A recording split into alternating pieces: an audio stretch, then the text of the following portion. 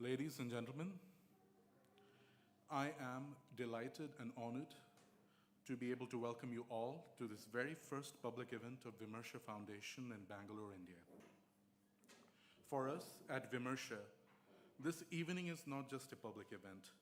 We consider this to be a special gathering of dear friends. And really, I'm very happy that you're all here. By the end of this evening, you will not only broaden your understanding of Tantric practice, you will also become introduced to Acharya Sthaneshwar Timalsina and the Vimarsha Foundation, which is a non-profit organization that he has founded to expand global awareness of dharmic traditions. For an auspicious start to our exciting evening, please give a warm hand of applause to Sri Madhava. He will be singing an invocation to Ganesha in the classical Tripit style. Madhavji, please come in.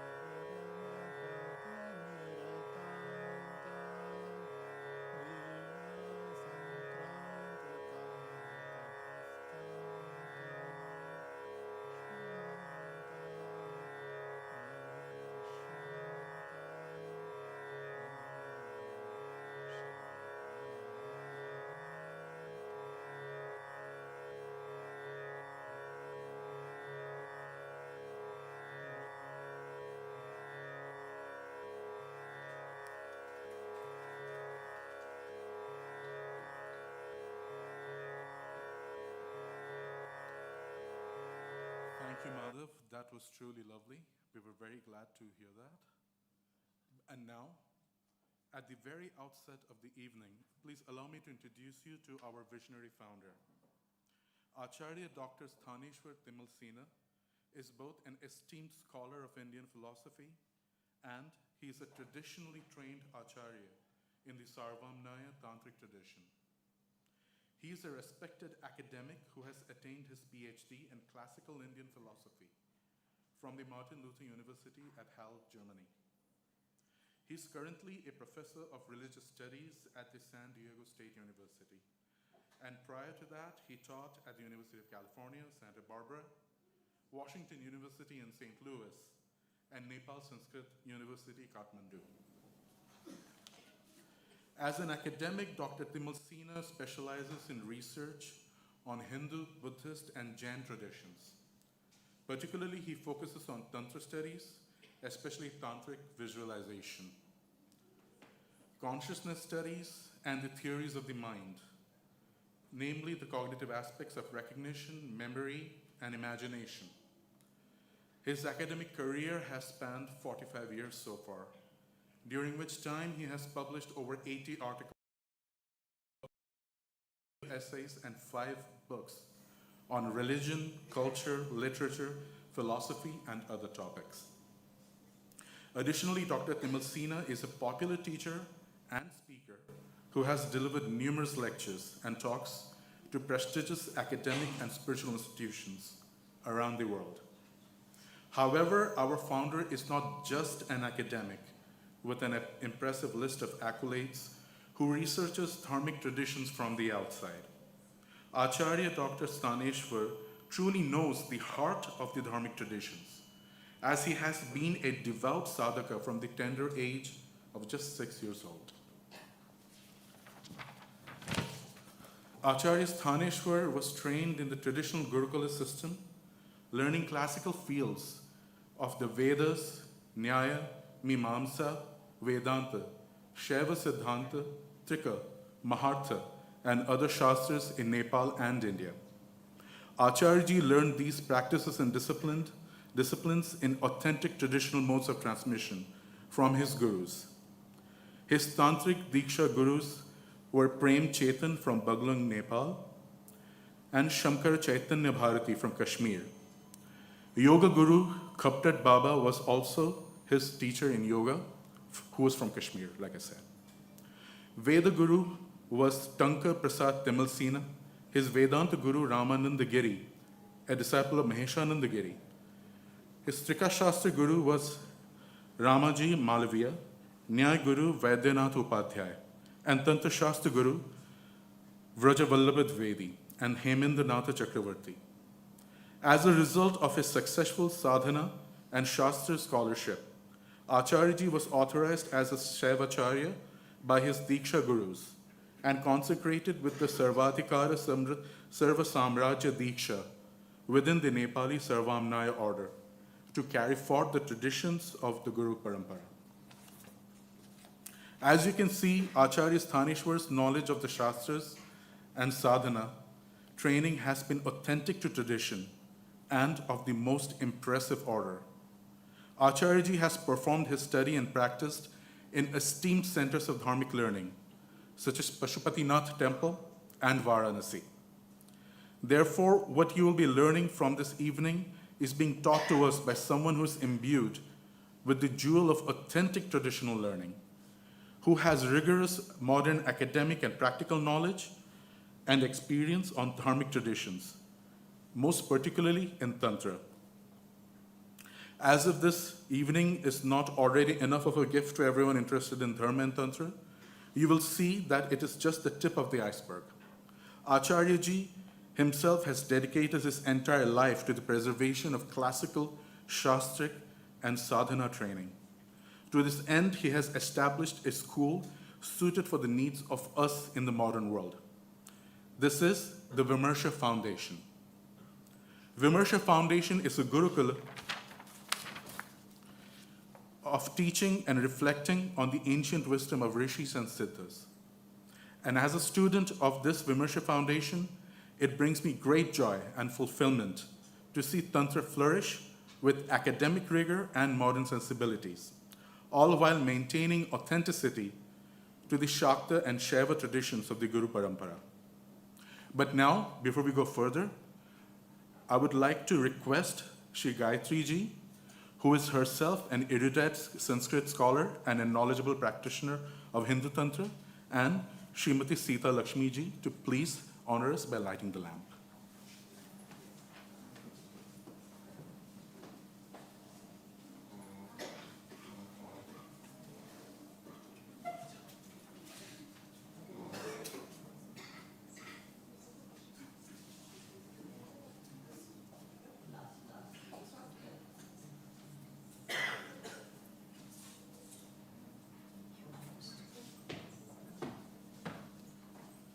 As the lamp is being lighted, allow me to repeat a few words of Acharya Ji. You are the light. You are always the light. The task of the teacher is always to let that light shine brighter. Let that light accept its own inner light, and let that light recognize its own shine.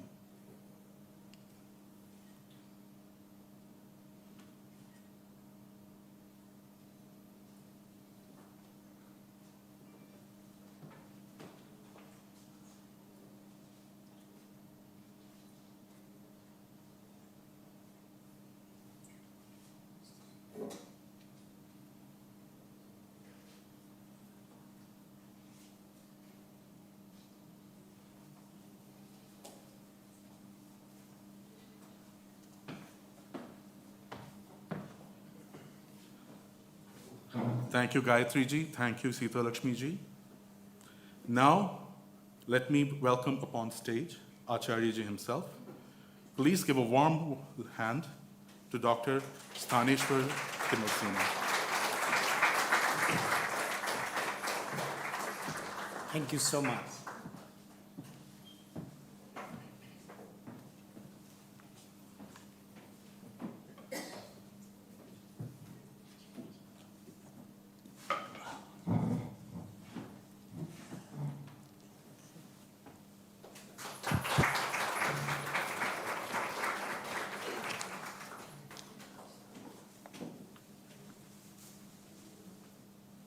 At this time, I would like to honor some of our special guests. Please welcome on stage Shri Rakesh Kaul.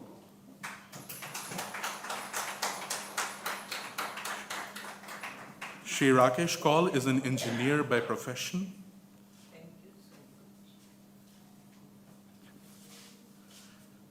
Shri Rakesh Kaul is an engineer by profession and a disciple of Ishwar Swarup Swami Lakshman Ji. Shri Rakesh Kaul is the coordinator of Ishwar Ashram Trust, Bangalore Center. The center was established by Swami Lakshman Ji in Srinagar with the main objective to spread the teachings of ancient Kashmiri Shaivism to sincere peace seekers. Apart from this, he is a director and a founding member of the core Sharda team. This team is a foundation that has been working on the propagation of the ancient and hallowed Sharda script. The team has so far taught more than 6,000 students on this ancient script. They have also published the primers and the bi-monthly magazine Matrika, which is an exclusive magazine in Sharda script.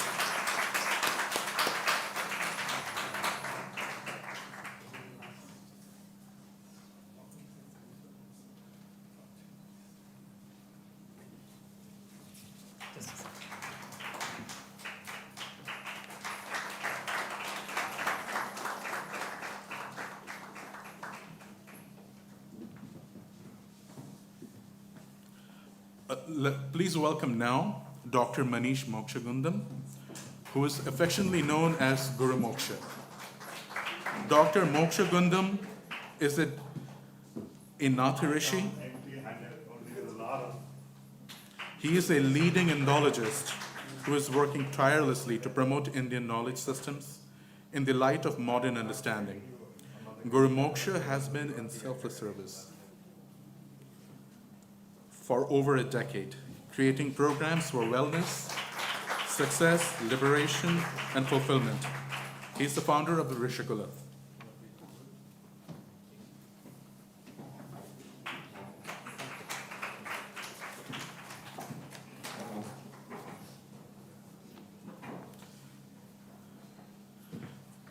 Finally, before we go ahead, we would like to have a short video screening, for which may I request everyone on stage to please be seated so they can also enjoy the video. This is quite a treat. Yeah. Yeah. Yes.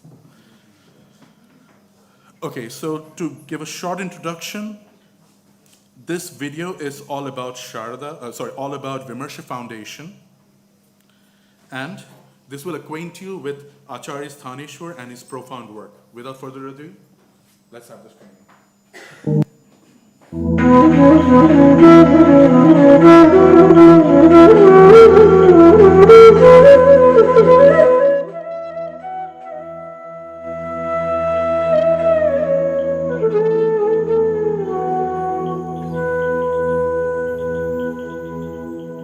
When I started Vimarsha, it was just at my house, like a Saturday or a Sunday sessions. For several years, I kept doing that every week. And then it struck me, if I teach online, many people from abroad would also benefit. And the vision was the same, it's just about making it more accessible. So the first course I offered was on the Yoga Vasishta. And then we offered courses like Tripura Rahasya and Shiva Sutra or Malini Vijayottara. All these courses I've been working on, like the Sankhya Karika or Yoga Sutra. The vision is about making it accessible while not compromising on its depth, on its textual integrity, on its commentarial traditions. And so to make it like college courses that people can actually grasp and have the deep knowledge of these shastras without actually having to go and live in ashrams or in gurukulas in different parts of India. So what I am doing now is brainstorming on how we can make it more accountable and evaluate learning so that we can actually not just have some spreading the news type courses, but also actually building student body and have the evaluation system. And next, besides these courses, I'm also keenly aware that we need to have a broader social dialogue on the applicability of these ideas. And we are working towards having a series on engaging Hindu philosophy and ideas like having symposia or workshops on Abhinavagupta or the philosophers like that.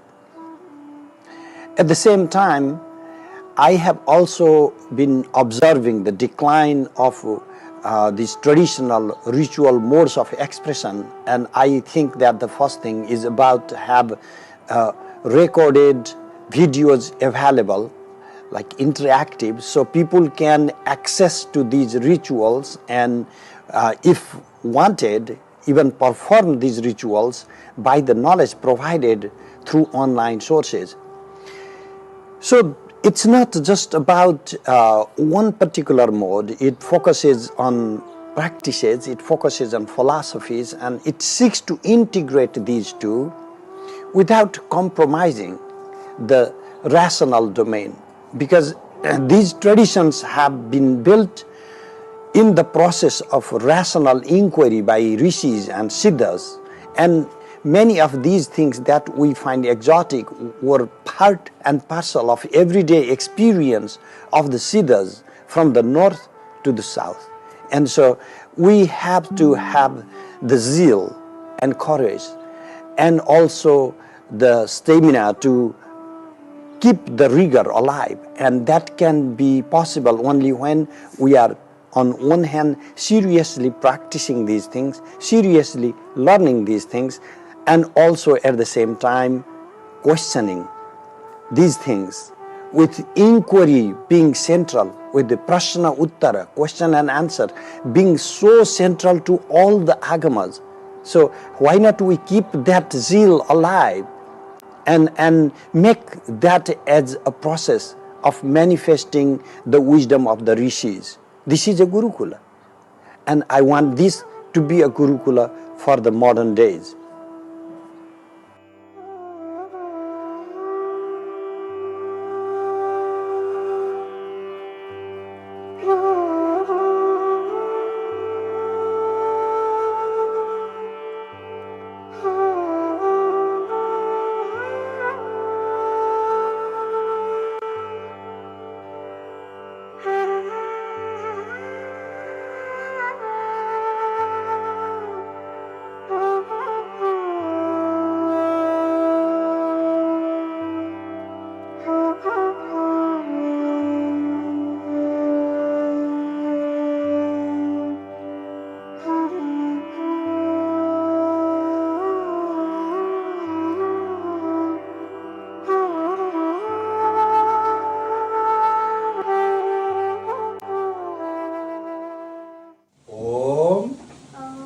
Namaha Shivaya. Om Namaha Shivaya.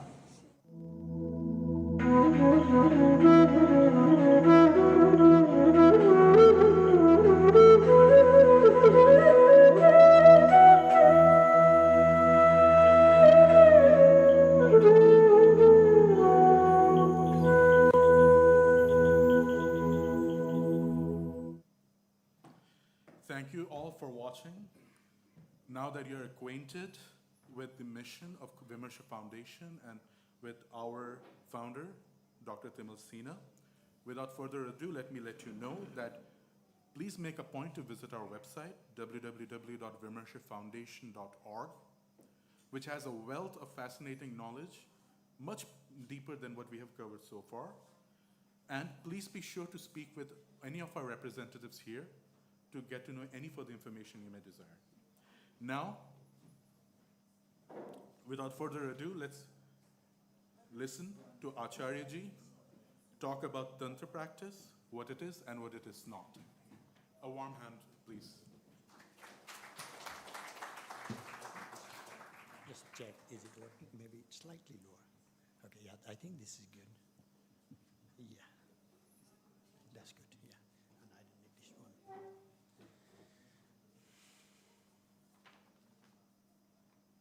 Thank you so much.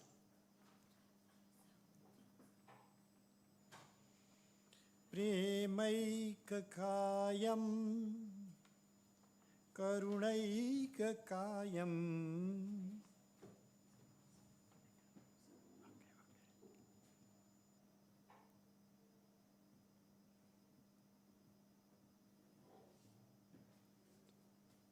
Premaikakayam Karunaikakayam Pindanda Vedānta Daivam Shastaramekam Sakaladhaparam Pandrimalayim Satatam Smarami. I constantly bring to my mind Swami Pandrimalai, who is an embodiment of love, an embodiment of compassion, and who taught that there is no difference in Pinda, the body, and the cosmos, in his book Tattva Daivam, and who has transcended all the advans of the mantras and tattvas. Yatha varaha bhavena vatarad bhuvi shankara skando vigrahavan tadvate sthira desho padeshakaha. Just as Lord Shiva manifested in the form of a bear, of a boar, varaha, or a pig, to protect the piglet, the story I heard about the mountain Pandrimalai. The same way, Lord Skanda assumed the body and gave his teachings in Tiruvannamalai. Thank you so much. I'm sincerely thankful to Shakti Swamiji Appa and Nanjapa family, and to all of you for this amazing event and making me feel home back again. We the immigrants have always that dilemma. And we leave behind and we never leave behind. And that is also a blessing in a disguise, because it helps us reflect on what can keep us deeply connected to our roots. In my case, of course, this has been the agamas or tantras. But this also has a conflicting history even within my own life. My father taught me tantras that never said are tantras. They just are sapped into our culture in a way that these mantra practices are integral to culture. We do not say these are tantric. I had to go to PhD to know what my grandmother, who was illiterate, taught me, helped me memorize when I was only 3, were some of the prayers from the Trika tradition. And I have not even found any manuscript so far of the Krama order, like Kali Krama order stotras, that she made me memorize when I was only 5 or 6. So when the historians talk about traditions, their survival or extinctions and all, what they do not know is how many ways, in how many modes cultures survive. And why are these modes of expression so resilient? Is it because people are forced onto it? Is it because we are told we must pray such and so times in such and so chants, or otherwise we cannot see our progress in this or afterlife? No. It is because these practices were empirically grounded. These practices were based on experience of the rishis and siddhas. And because these were grounded on experiences, you can call them science. And because they can be replicated by the people who are willing to practice in their own life. And that is why they have been alive in so many different forms. And these traditions and the practices have faced such hardship, but are being revived. Maybe more in the West than in India, back home. And of course, that is mind-boggling, because for many people, even at home, when we hear the name Tantra, my parents, very loving, and my gurus, you can teach anything you like of the Shastras, Vedanta or Nyaya logic. Why do you have to choose Tantra? And the same gurus who are actually teaching me these practices, because they are wishing my success and they don't want my society to look down upon me. That, if you associate with Tantra, there are so many things that come along that you do not want to be known as. Why have we created this cultural other within our own culture, this philosophical other within our own philosophy? When I go to the West and read, all these Western depictions of India and Hindu Dharma in particular, like if you can start from the early missionary encounters like Abbe Dubois' writings, or if you like, you can go watch Indiana Jones and Temple of Doom. It's broadly, India is not like a civilized place, and what people do around here is some crazy, frenzy, and orgies and all kinds of demonic, satanic rituals. A very different culture of the heathens. And when we see within India itself, and we talk about Tantra, more or less the way the Westerns depict Hinduism at large is our attitude towards Tantra. The crazy folks who we do not know what they do or what they eat, and some of them can be in cremation grounds, and the sex and the drink and the orgies. And so this is what Tantra is. But the more I study, the more I learn about these practices, and honestly, I find it so deep that I can't say I have gotten even the gist of it. I had the luxury to work in the National Archives cataloging tantric books when I was like 18 to 20 before I left to Varanasi. Within that time, I cataloged maybe 8 to 10,000 manuscripts, and some like 8th to 10th century books. Most of them, 90% maybe of these books, have not been edited, not been published, not been translated. And these books are just a tip of the iceberg of what constitutes Tantra. Because Tantric tradition is broadly an oral tradition.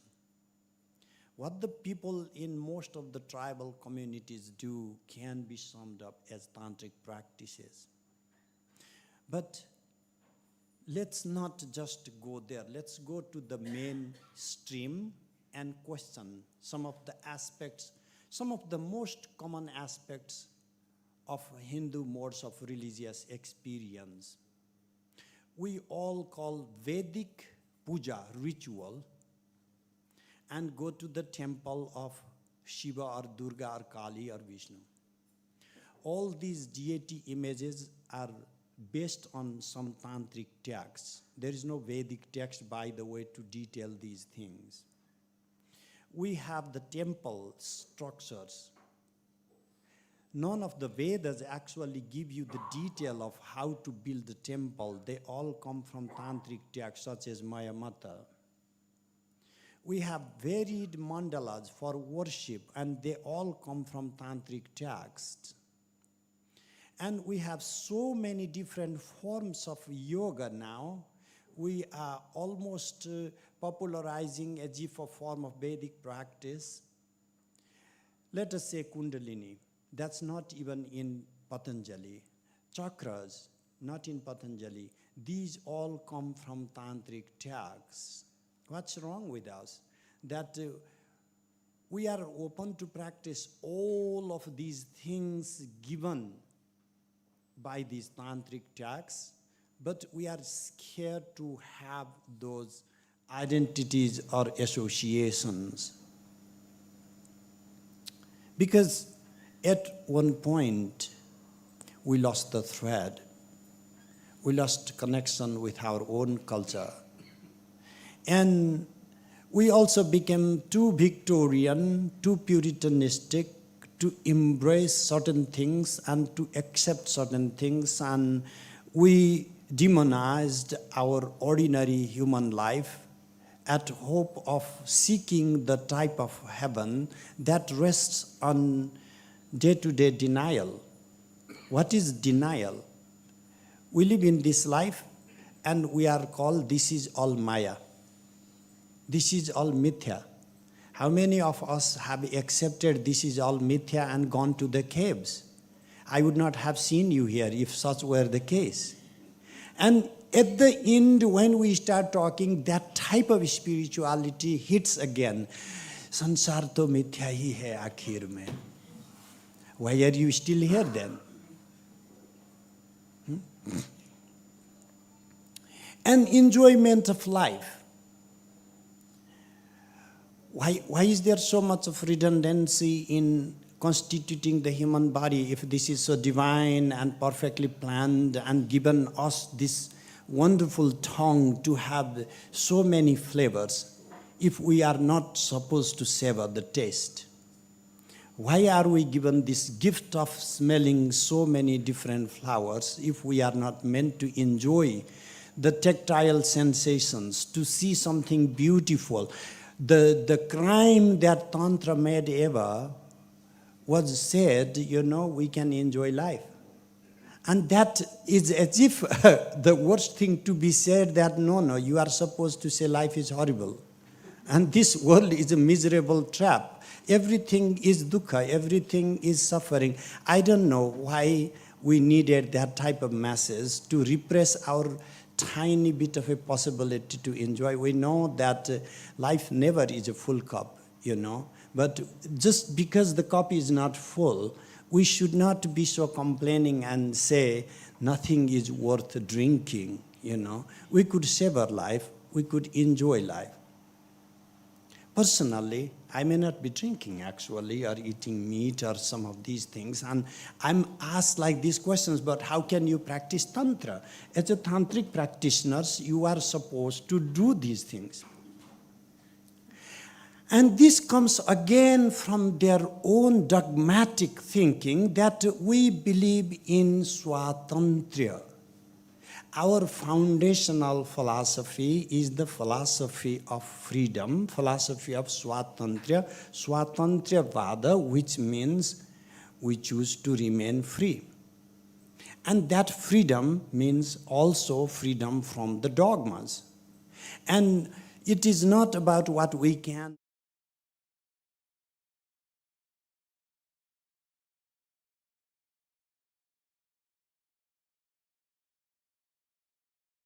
hurt others.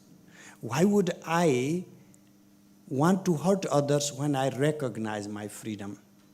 These doubts are coming from the people who are so convinced that if they were let free, they might go and kill somebody. Look at the way they think. That if I am free, I will go and do the worst possible thing in the world. Why do they believe themselves so prone to some heinous crime that they have to be indoctrinated all the time that freedom is something that they should stay away from?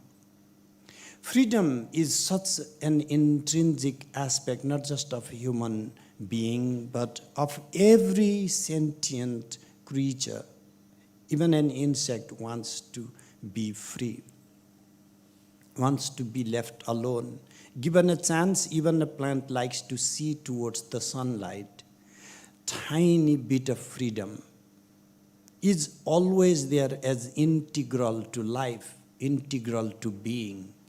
And that, for the first time, is thought through by acharyas like Utpala, Somadeva, or Somananda, or Abhinava Gupta. And we therefore have this best shot right now, honestly, to go to the globe and say, look guys, we are not coming to teach you another dogma, and we don't have any caste or creed or gender discrimination here, because pravritte bhairavi chakre sarve varna dvijataya nivritte bhairavi chakre sarve varna prithak prithak. We believe in absolute equality of the humanity in terms of coming to the feet of Lord Shiva and Mother Kali. And so you are as much eligible to come and explore these things as we are. And my students ask, actually, will you teach us what your teachers taught you? Of course, why not? But will you actually go through the rigorous practices? Because what many people think is if you come to this family and belong to the lineages, you are just handed down these practices. I've had my days, and I still go through a very rigorous course of life. Sādhanā is integral to living the Tantra Shastra. So then the big question that I started with was, what is it about and what constitutes Tantric sadhana? As I outlined even in the introductory remark, that Vimarsha is about questioning. It's not a monologue. And I hope that you have questions for me, because that is the way I want to pursue learning.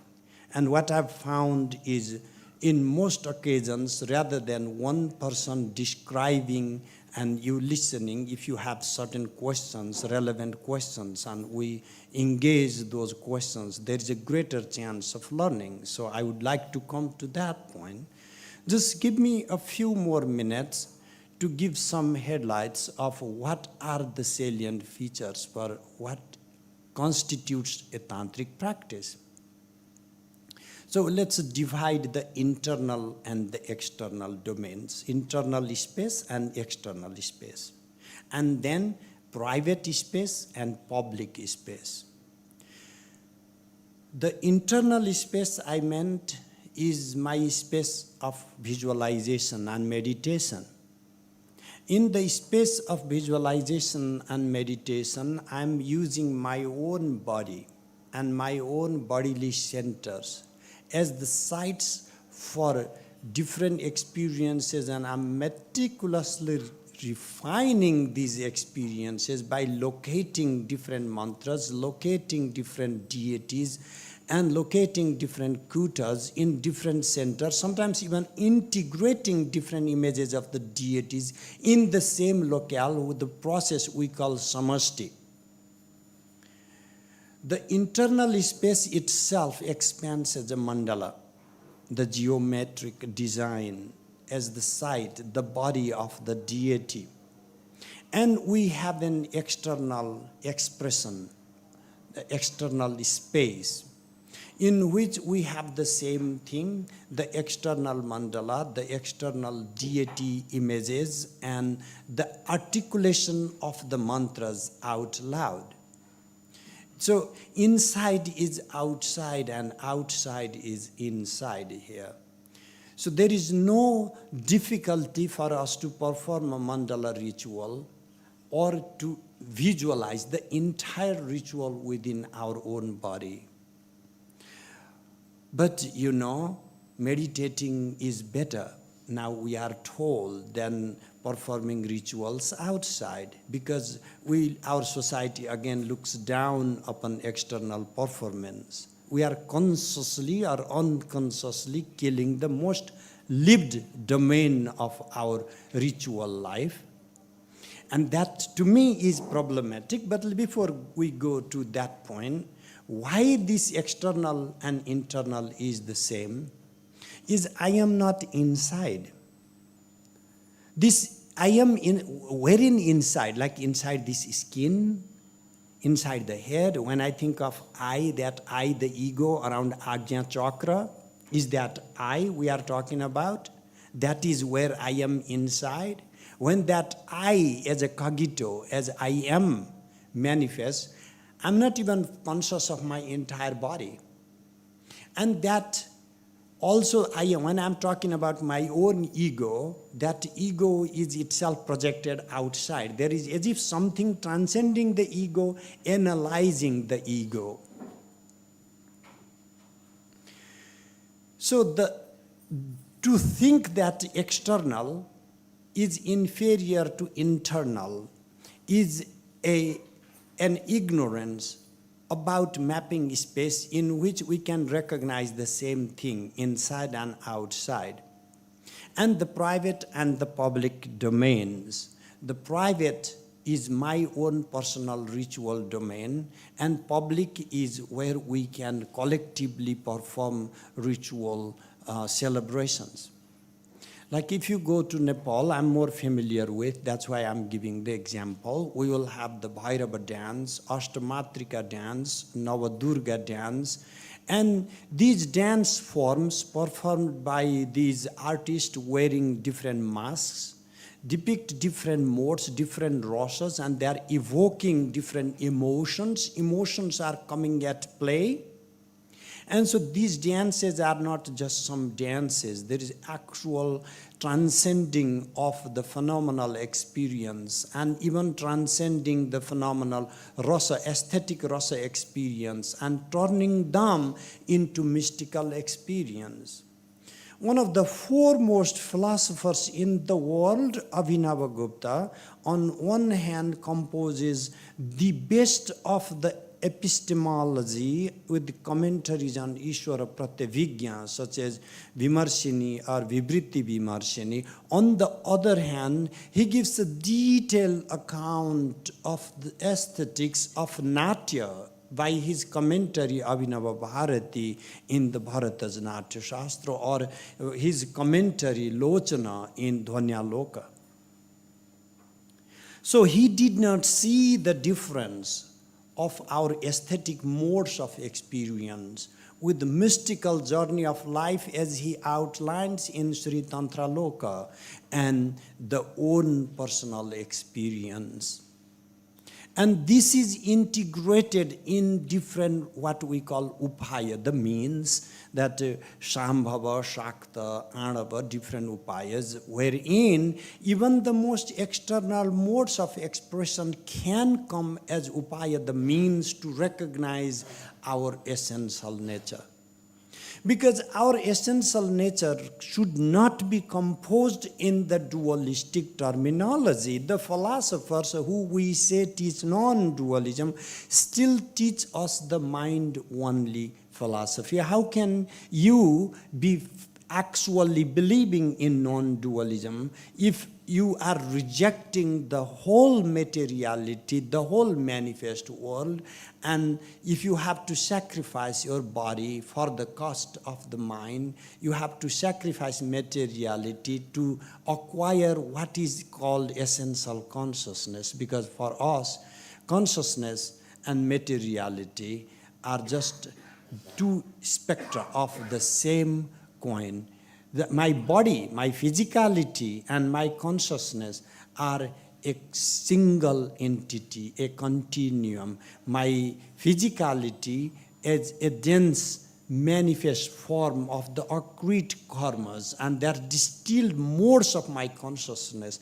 And what is Tantra then? In simple terms, Tantra is a mechanism, a system to recognize this singularity of our body and the mind, the singularity of materiality and consciousness, an expression of exuberance that we can find in the aesthetic modes, like in art forms, in statues or temple constructions, in the dance, in rasa expressions through poetry. Every mode that can be turned into divine mystical experience.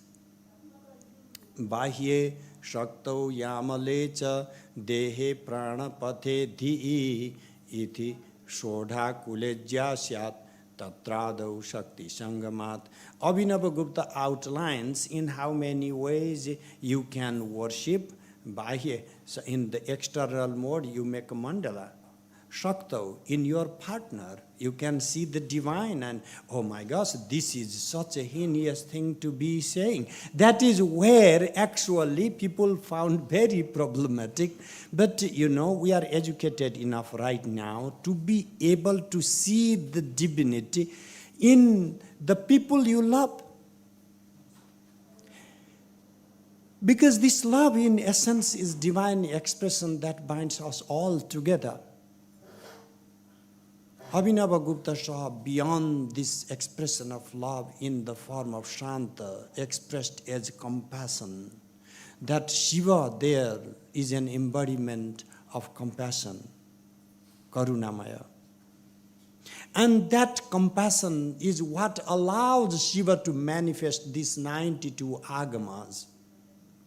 And these 92 agamas are segmented as the Shaiva, dualistic, and Raudra, dualistic, non-dualistic, and Bhairava, the 64 agamas of the non-dual Tantra. But for us, unlike the Vedantians, this dualism and non-dualism does not disturb.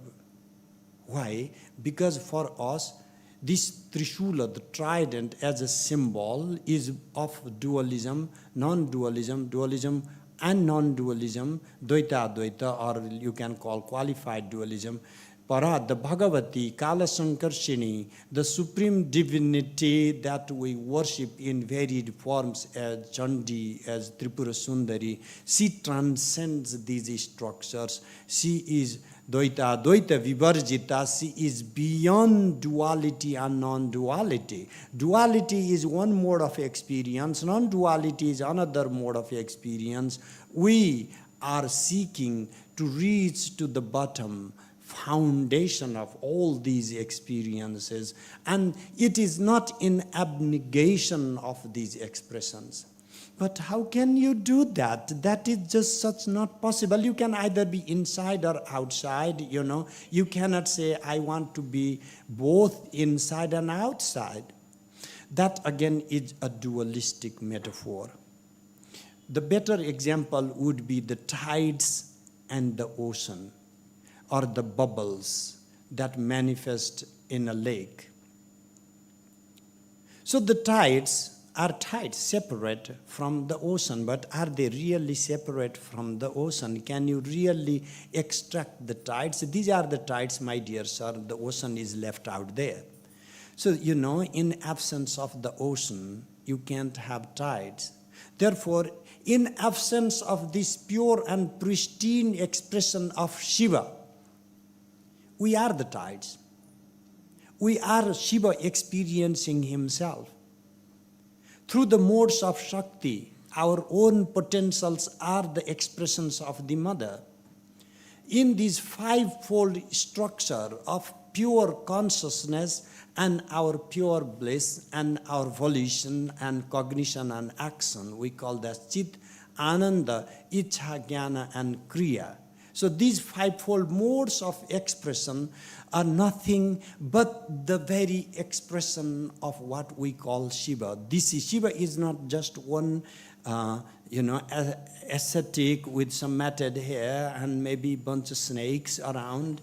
These are just all visual forms to focus your mind, but the essence is Chidananda Ghana, the mass of bliss and consciousness. That is the true nature of Shiva, and that embodies this totality. What is this expression? Sometimes we find the metaphors like this is so much of joy that it overflows.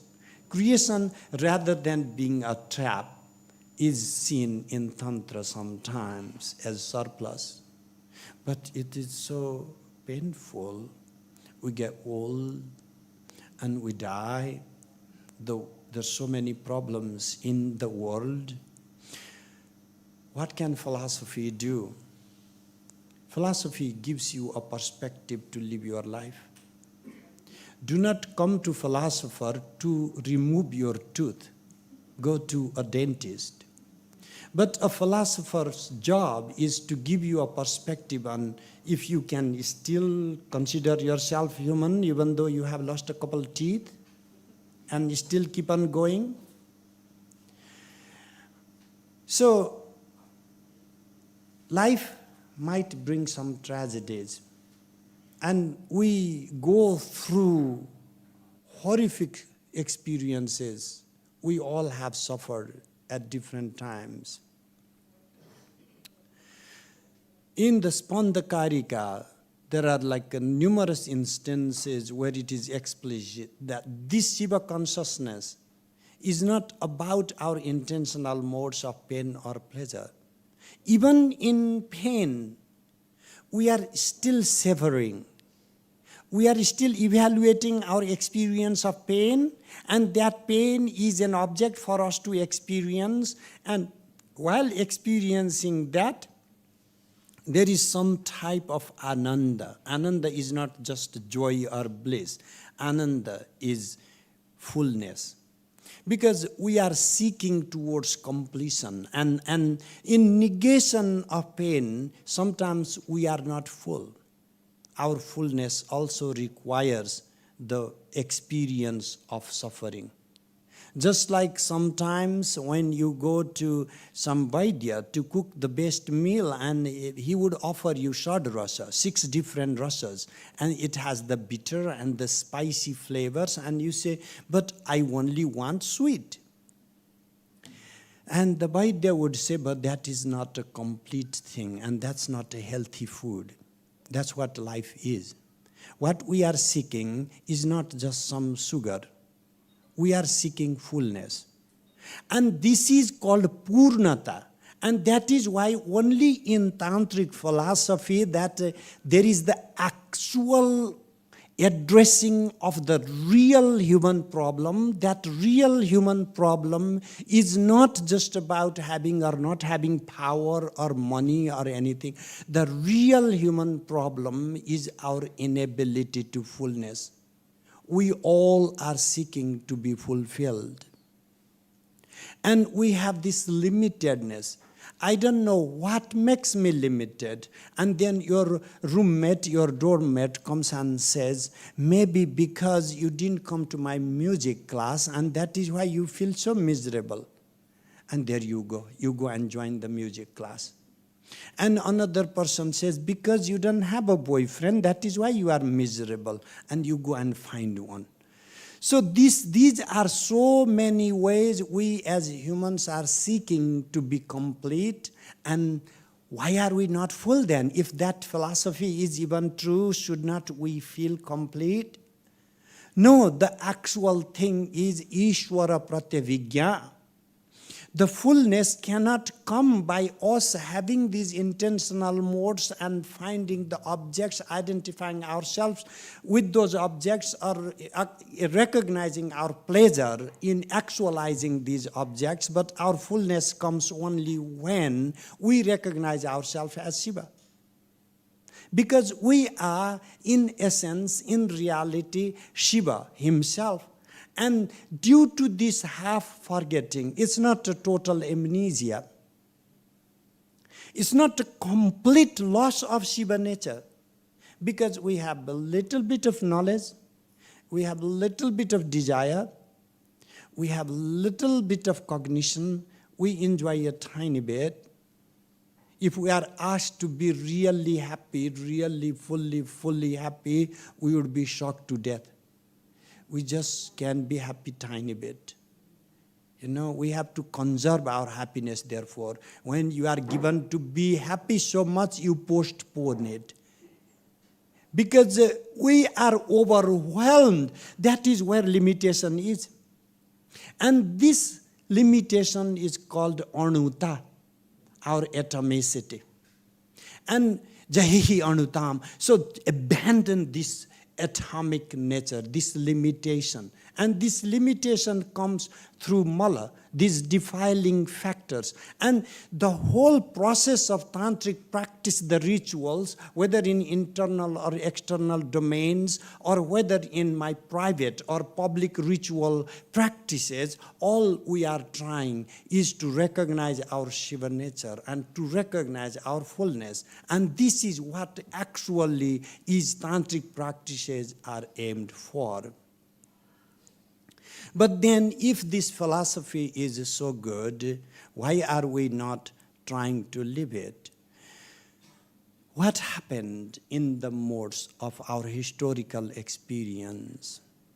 There are all these forces, cultural forces, political forces, And then I've been bluntly asked, if Tantra has power, why can't you change everything in society? That is just simply not knowing how the accreted karma of so many individuals play in the public, and an individual has the freedom to change the course of his or her personal journey, and is an interaction. Even the very moment I interact with another individual, I am already entering the zone of another's freedom, another's space, because it is between two Shivas. And the multiple people enjoying the same space is a negotiated space of all complete beings seeking their completion and not finding that completion. What we are trying by all the social philosophies, we are giving all the fake philosophies. You will feel complete. What is your problem? Because your identity has not been recognized. You are from this particular state, and your state identity is not given. You are this race, and your race identity is not given. You are this ethnicity, your ethnic identity is not given. And you are this gender or another gender, and your gendered identity is not given.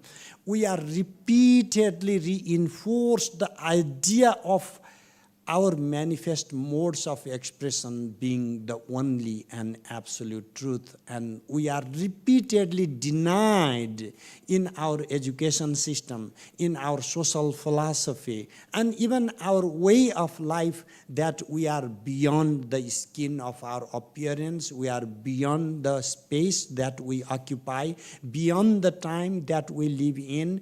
We are this singularity being expressed into the manifold. And as long as we do not seek to get to this bottom or this source, the light that manifests on its own, we are going to die incomplete. This is not a philosophy of despair. This is a philosophy of fulfillment. And this is the time that we are living in, that this philosophy resonates with the type of life that we live. Because with Somananda and Abhinavagupta, for the first time, we find philosophy of dynamism, the philosophy of change, because otherwise the absolute is motionless, changeless. Read Advaita Vedanta, the Brahman does not change. But about Shiva, Abhinavagupta writes, Asthasyad eka rupena vapushachin maheshwara maheshwaratam samvittam tad atyakshat ghatadivat. If Lord Shiva were to remain the same without any change, then it would abandon its lordship, and it would even abandon its intrinsic nature of consciousness, and it would be simply like a clay pot. So what is it then? Our freedom demands a little bit of change.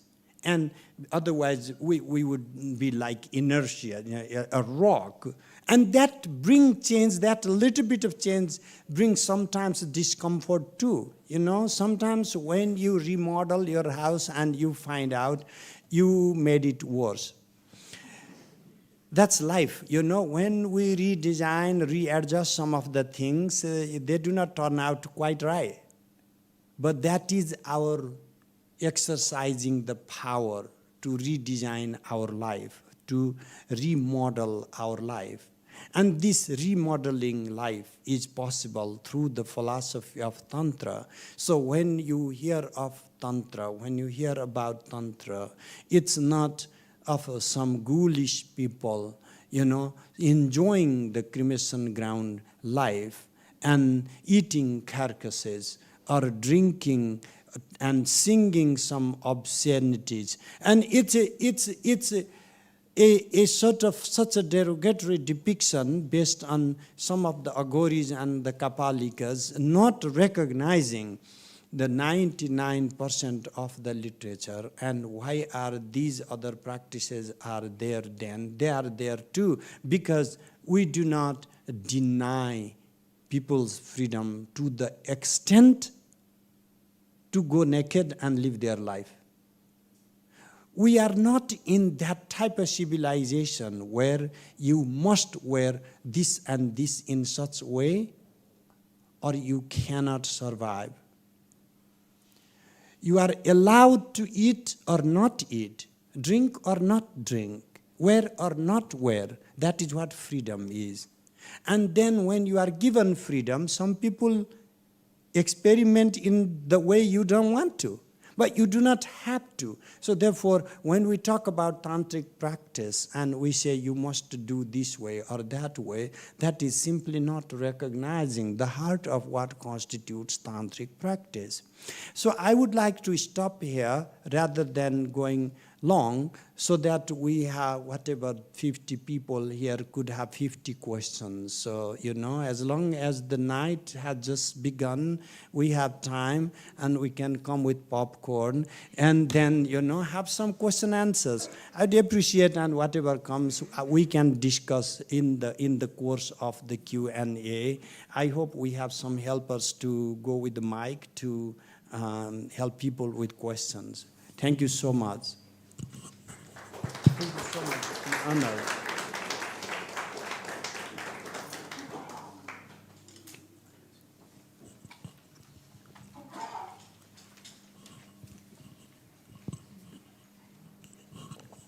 Namaste, Acharya ji. I have two questions. I really hope you'll answer both of them.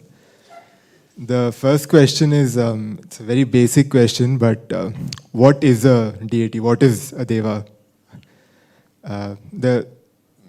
The second question is, when you were describing the process of sādhanā, of cleansing of the malas, the impurities, it's almost like you're describing some of the Ayurvedic treatments where it's not so much about treating a disease or treating a cause or treating an effect, but rather inculcating a way of life. So do you see any correlations there? Is it part of a larger philosophy? Thank you. I would just go with the second question first.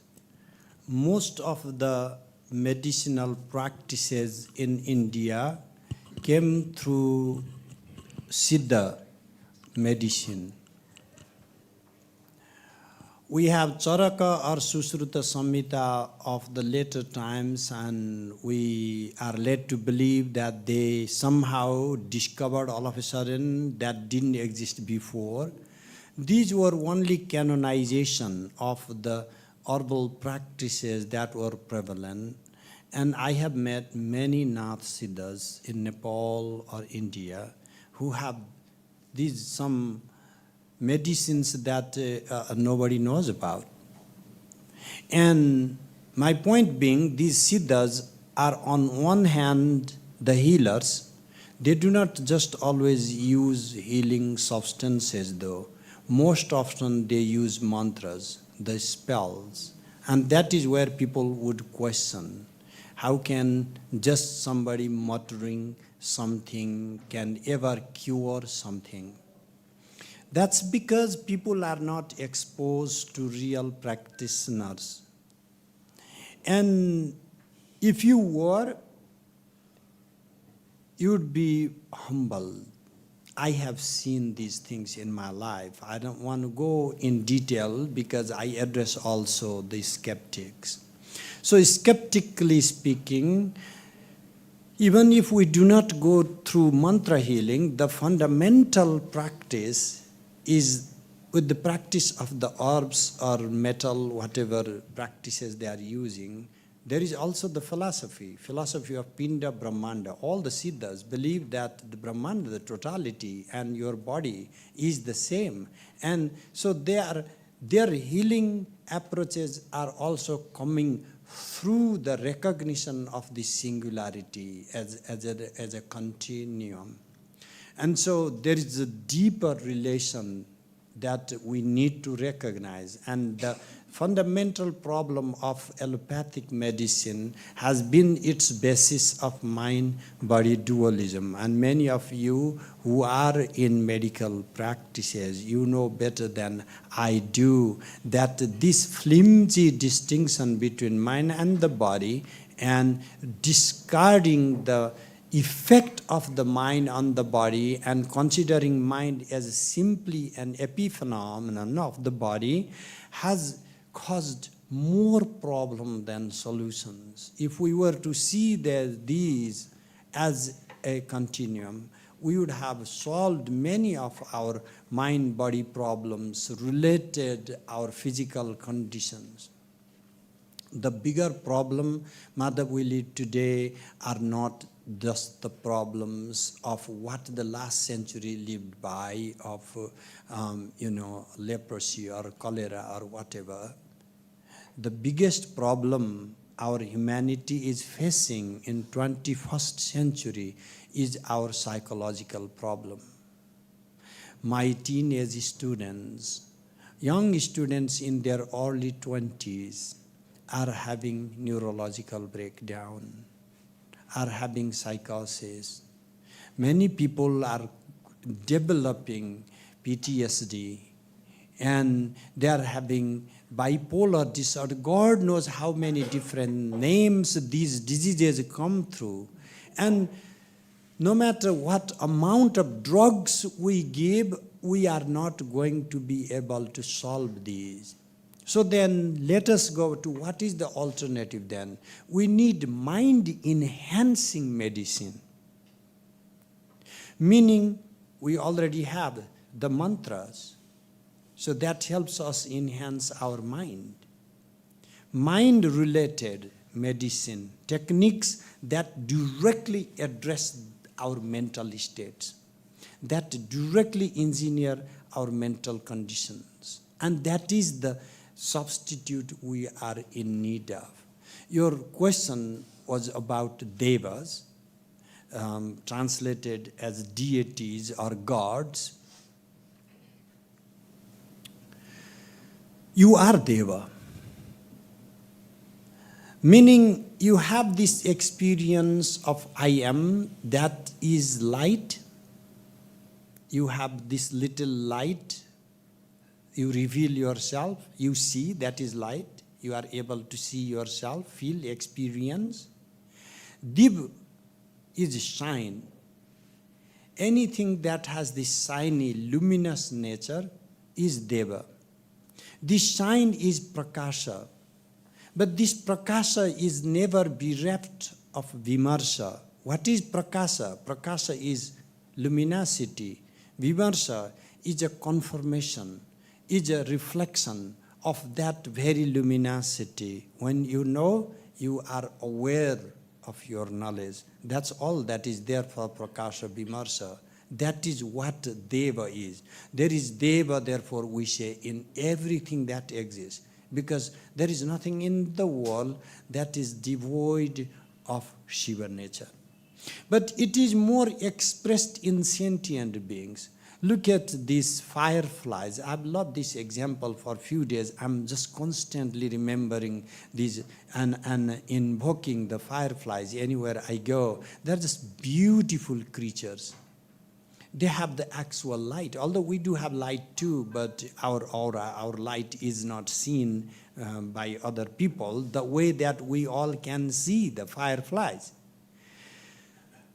The only problem is there are more luminous bodies than the fireflies.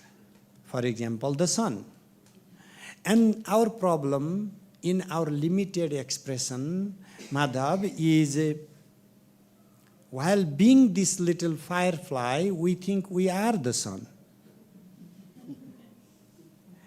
Our best mode of recognition would be, I am a firefly. And then even that recognition doesn't deny your divinity, because while being firefly, the light within you is the same light that is in the sun.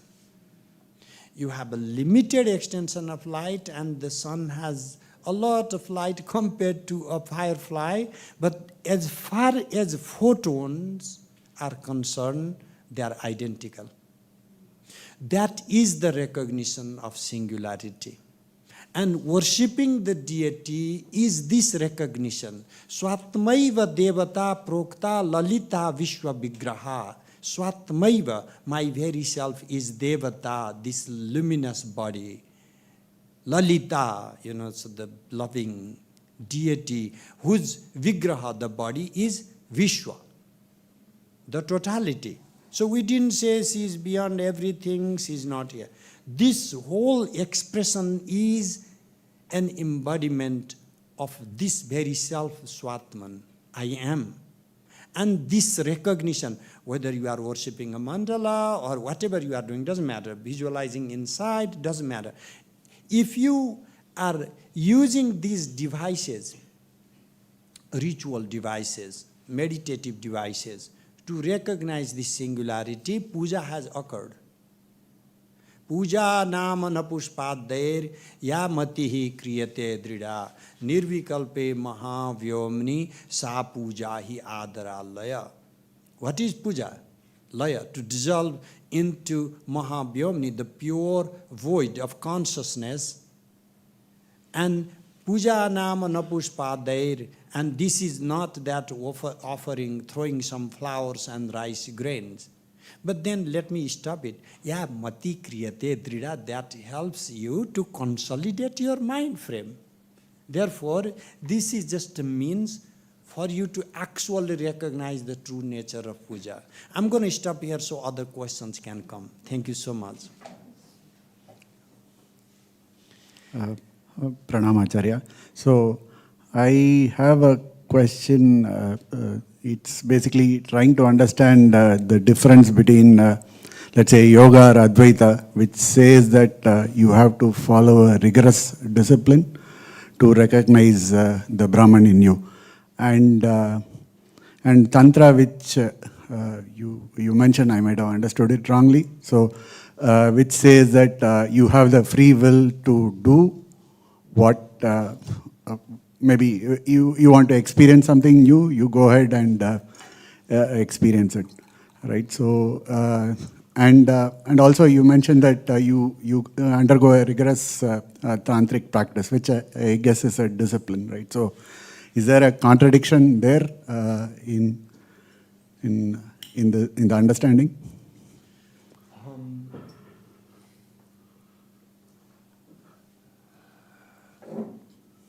Actually, we like to say, these Vedantic things are very rigorous, and we in Tantra, it's all easy.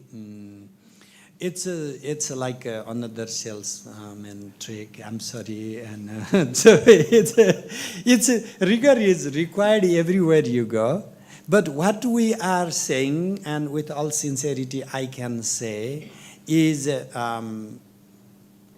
because this is what we are seeking is not something you already do not possess. And we are given the mechanisms to look inward. And when those mechanisms are properly used, we can instantly recognize it. But again, if we are not astute to use those instruments, it may take as long as any other practices do. So, upaya jalam na shivam prakashayet, ghate na kim bhati sahasra didhiti. Because all the means do not reveal the truth, the absolute. Just like a pitcher doesn't reveal the sunlight. It is the luminous body, the Shiva, reveals everything in the world, not other way around.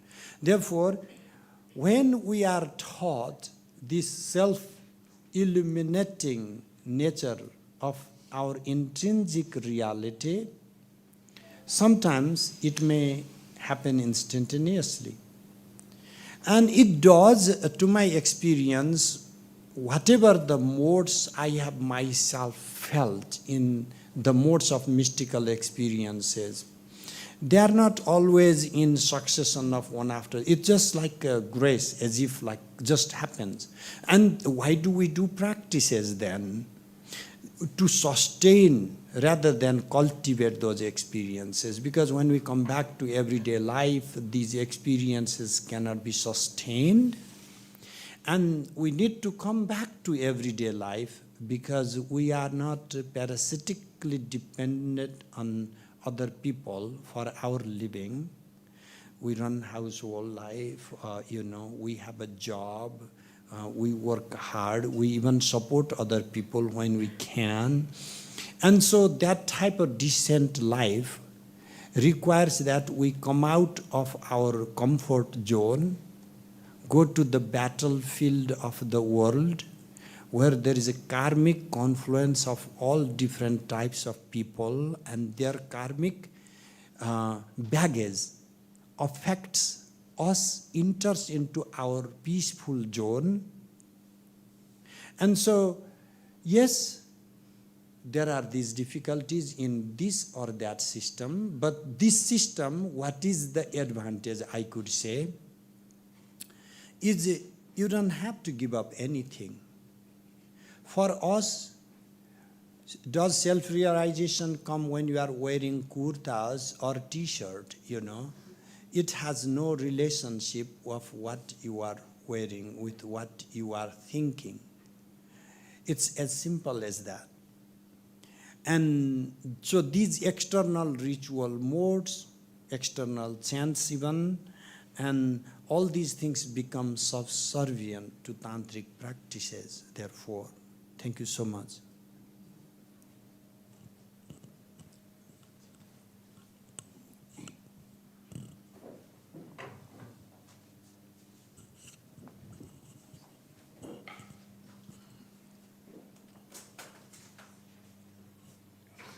You had a question?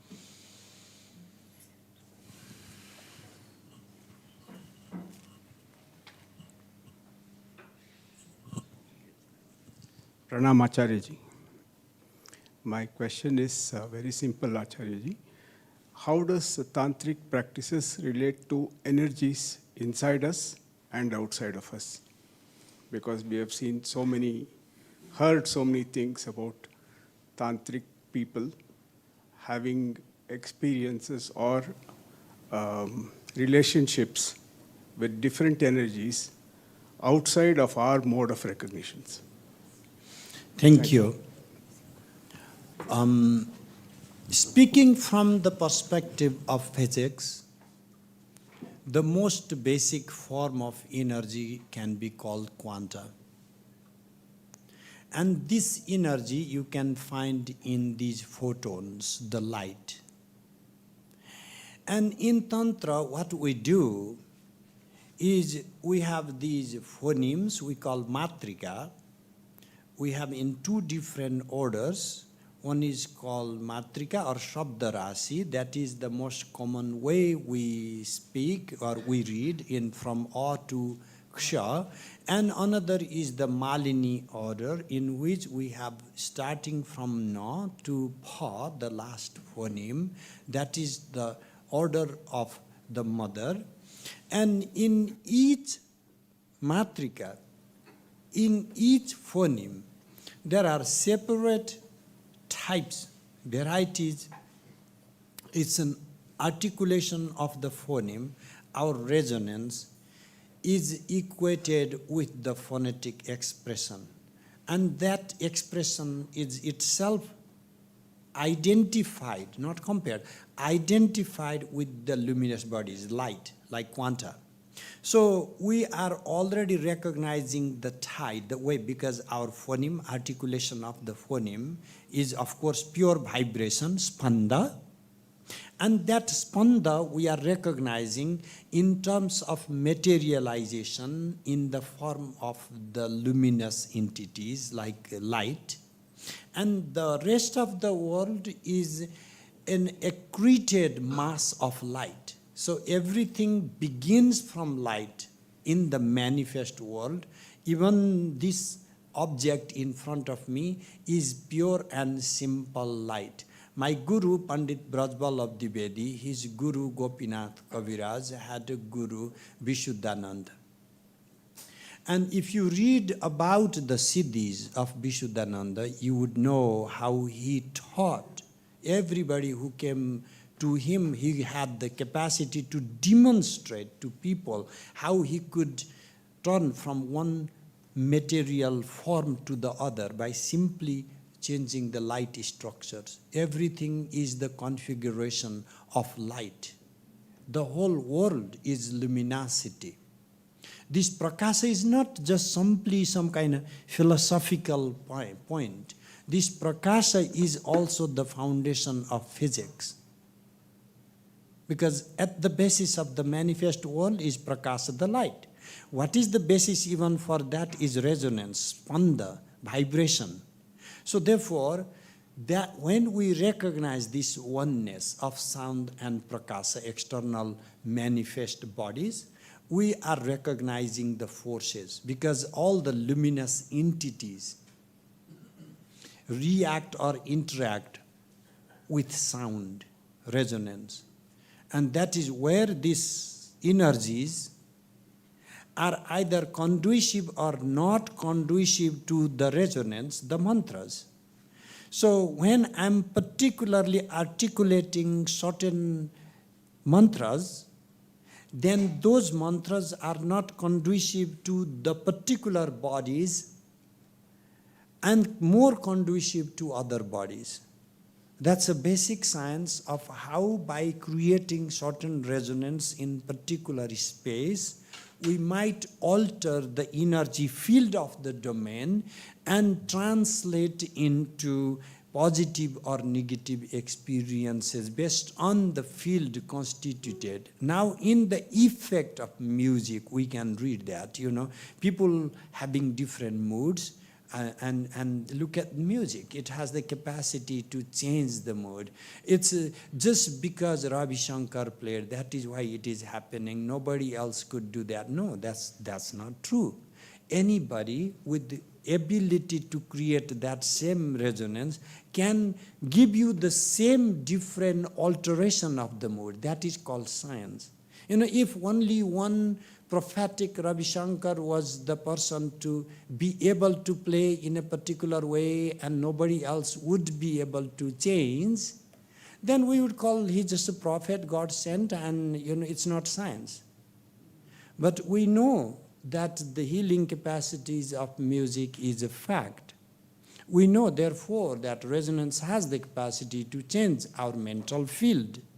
And this is not just the physical plane, therefore. We have to, when we are talking about space, we are talking a lot of the time about mental, chidakasa. And that is where people get confused, because they are used to only one type of space, the bahya, the external space. And we are constantly talking about both types of space, the internal, the mental space, as well as external, the physical space. Thank you so much. Thank you, Acharya.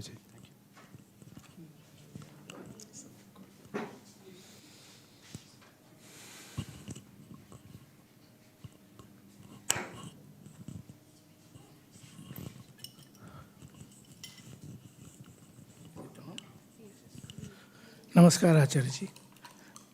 All our knowledge systems and philosophies talk about a four-dimensional purushartha, dharma, artha, kama, moksha.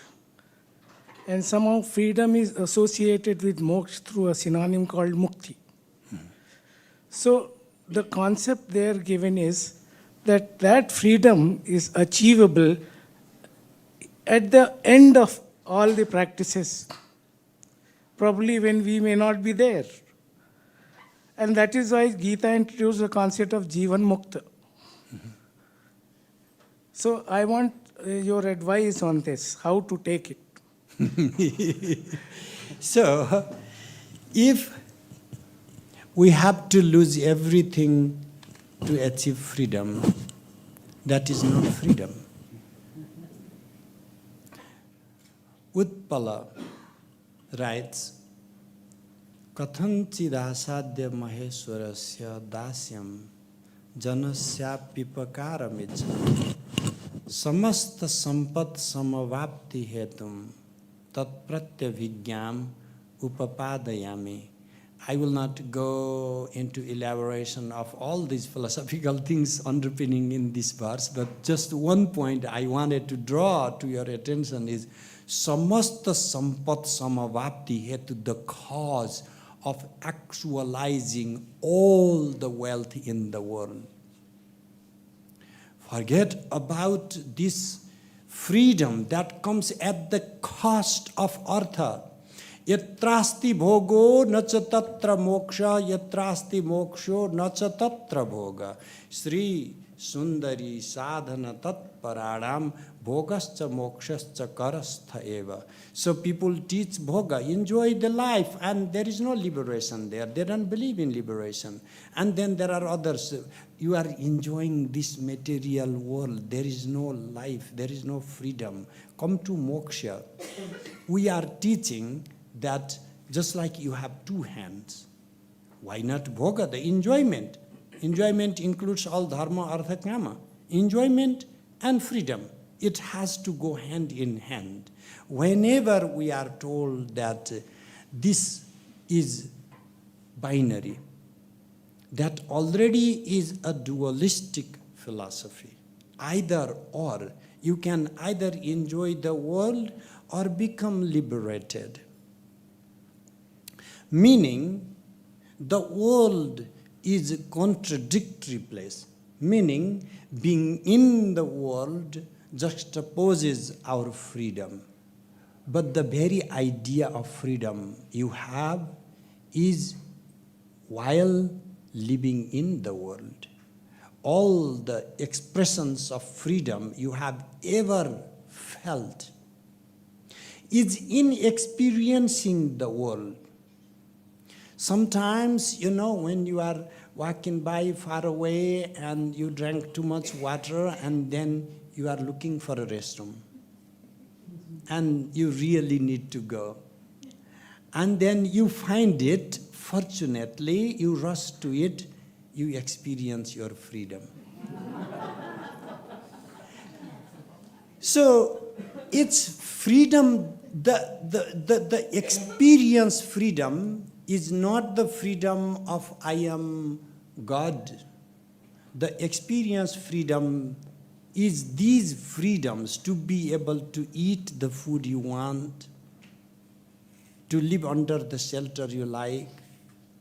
And we have created a metaphysics of denial, that for that freedom you have to deny all the modes of freedom that you have lived for, sought after. The difference with Tantra is that this is not the philosophy of denial. You have to acknowledge your freedom in enjoying the modes of your embodiment, in the modes of your physicality, in the modes of your material interaction, you interacting with the material world.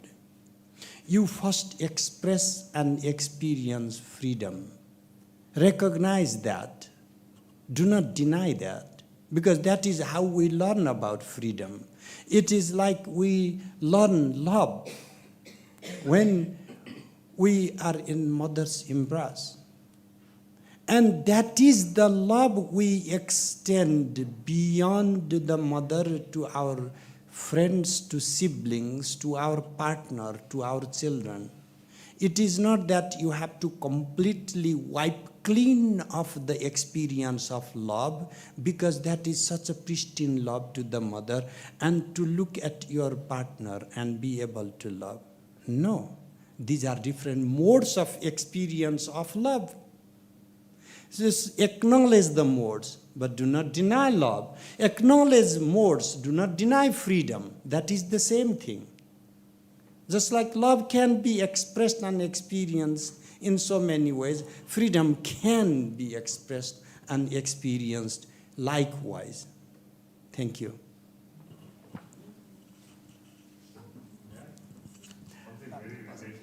Now we are getting up. I love it. It was difficult for me to actually articulate this. so I had to write it down. Please. Am I audible? Yeah.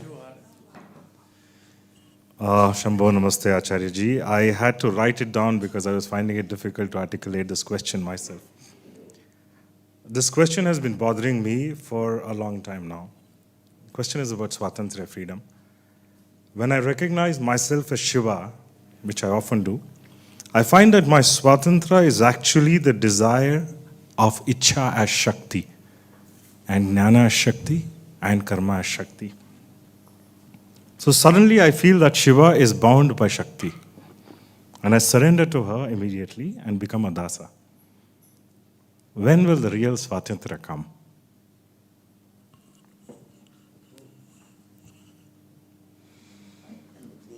I think we have created yet another dichotomy of a real Swatantra and fake Swatantra. Swatantra is real, just like enjoyment. When am I going to have a real fun? A brat kid keeps asking the mother, when am I going to have the real food? Mother is giving some sweets here, something there. Everything is real food. All that, the snacks he has been eating is not fake food. But then he wants something, he's stuck onto something, maybe he's waiting for the dessert or something. Therefore, he's counting only that as the real food. So, all these dasya, take dasya. Some people crave for dasya. They want to be subservient. You have to meet Vaishnavas, forgive me, how much they want to be subservient to God, And am I going to say, you could be free, man, why do you want to be a slave? That is how they want to experience their freedom, by being a slave. That is their choice. Even this dasya is an experience of freedom. Some people have chosen to be free in that particular way. Some so talented kids I meet in college, so amazingly talented kids, have chosen to express their freedom in such limited way. Sometimes I find it heart-wrenching. And I'm talking with these kids, and how do you experience your freedom? And these kids are doing drugs, these kids are experimenting with, God knows how many different things you have no idea in the market these days, and they call that freedom. Freedom is a double-edged sword. Freedom does not just give you the best we can call. Freedom gives you the choice, and you need the judgment to make the right type of choice. That is why grace is needed. So whose judgment is it finally? Is it the Shakti part of the Shiva? Let me rephrase. It is always Shakti, but whose Shakti is not a question. Because there is, in my Shakti, in your Shakti, it is only Shiva's Shakti expressed in all these forms. So there is no my Shakti separated from Shiva's Shakti. There is my Shakti different from your Shakti because we are not recognizing our singularity. But from the perspective of Shiva, all our Shaktis are at the end the very Shakti. It's just that the whole and the part, Whatever the part owns, the whole automatically owns. Whatever the wealth you personally have is already the wealth of India. So that is like Lord Shiva's wealth is me. My freedom is also the freedom of Shiva. So I cannot ever exceed the freedom of Shiva. That is hypothetically impossible because Shiva is the totality. And if I exceed Shiva, the totality, then that would be limited. Shiva would be limited, and that is not even the definition of Shiva. Whose freedom? My freedom, your freedom. But all these modes of expression of freedom are the freedom Swatantra Shakti. Whose Swatantra Shakti is not a question, because Swatantra Shakti is Shiva's Swatantra Shakti. That is the only Swatantra, Chittihi Swatantra, Vishwa Siddhi Hetu. This Chitti, pure consciousness, is intrinsically autonomous, intrinsically free. That is its intrinsic nature. Shiva is Chitti, Shiva is pure consciousness. And that is the entity, that pure consciousness, that alone has this absolute freedom. All the modes of other freedom are limited expressions. Not that they are not real though. As I already said, all are real. Just like fun. All modes of fun, enjoyment, some are not intense. I'm not saying all are therefore equally valuable or the same depth. But joy is joy no matter what. Even Vidyaranya, I'm saying even because he comes from Advaita Vedanta. He starts the last 5 chapters of Vedanta from Vishayananda, the enjoyment of objects. It's just that we are not even reading the Advaita of Shankara properly. They are not saying that this Ananda, the bliss, has to come outside of daily modes of experience. They are using our everyday modes of joy to talk about Brahma, to talk about the Ananda nature of the Brahman. Therefore, yes, just like Jugnu, the firefly example I gave, little bit light, but it's still light. Little bit fun, still fun.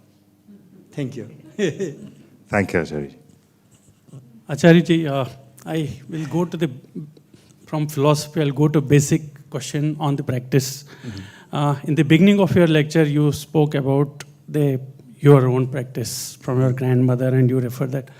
I connected to myself, my life, because we come from Kashmir, and I know each of our practices, whether it is of how do we build our house, or how do we do daily rituals, or even how do we clothe. Most of them are tantric in practice. But unfortunately, what this is my feel, and I want your opinion also, that we tantrics have failed to acknowledge our own practices, and sometimes I don't know, there is some fear that we don't want to call these as tantric practices.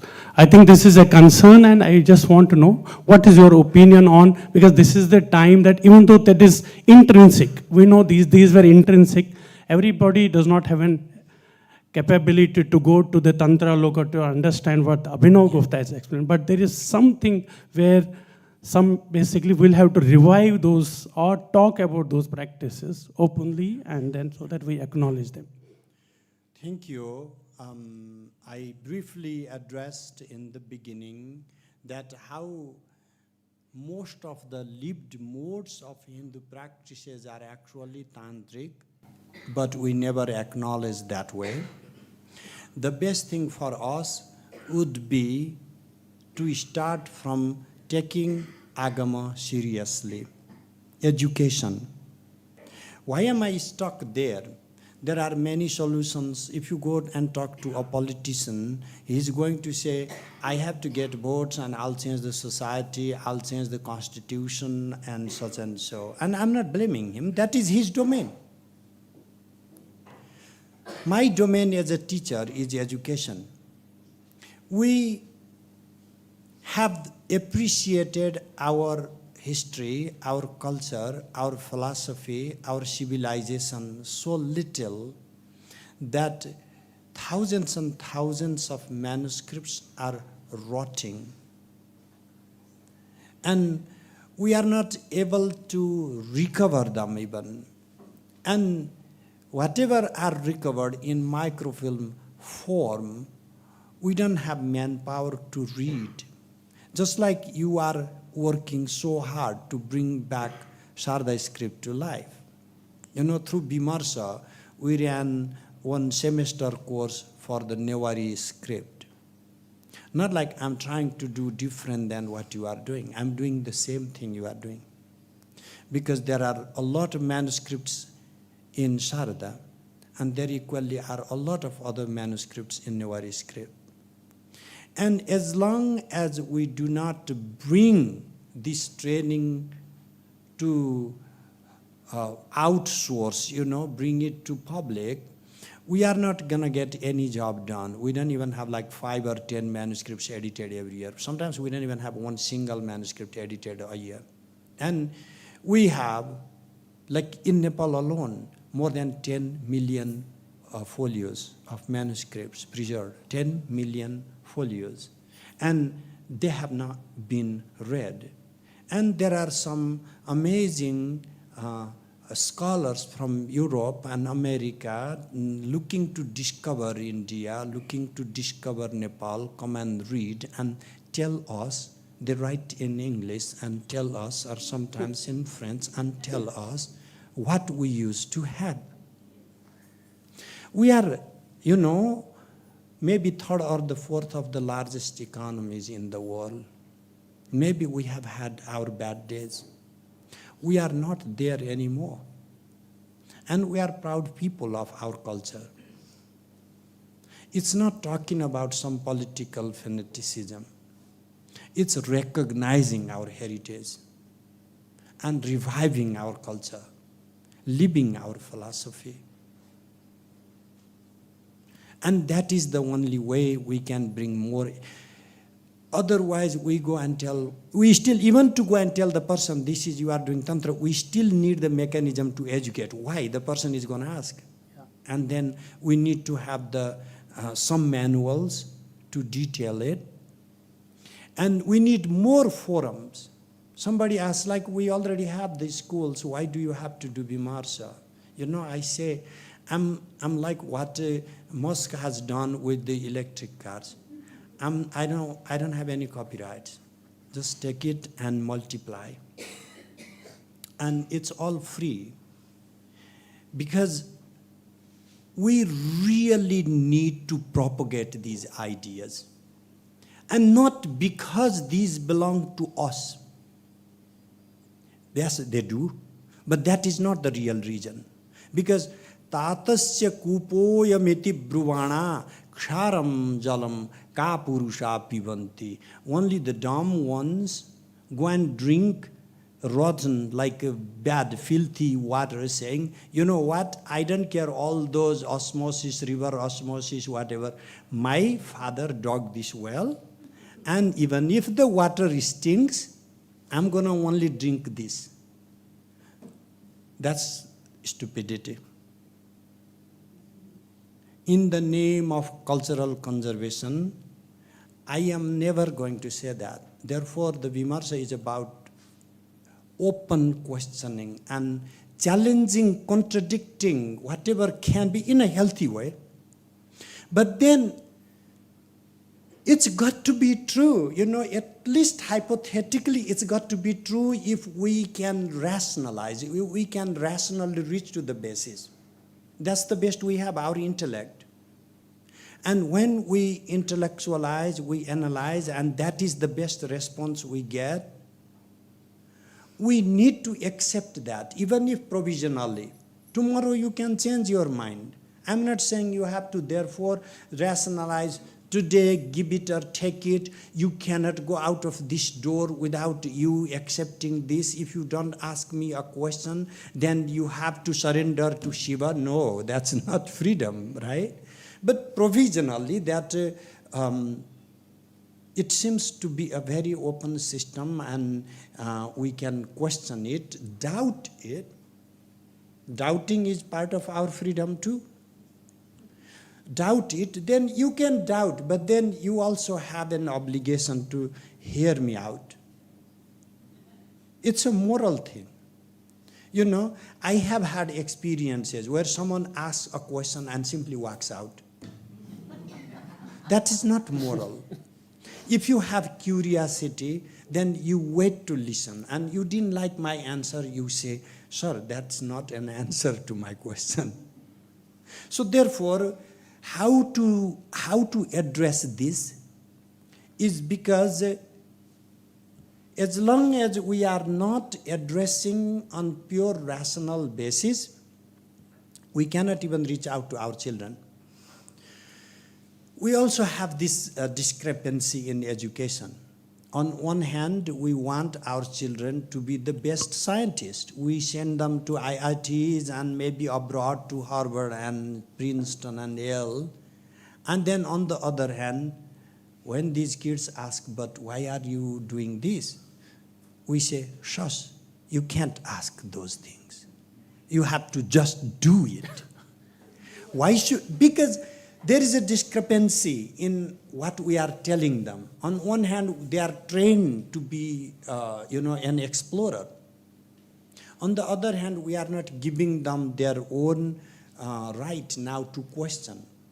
But then what happens when they start asking too many questions? Then parental education will be required. Many people in San Diego came, can you give our children some education? And arrogantly I said, let me run a program for the parents. Most of them never showed up because we are not humble enough to accept our limitation.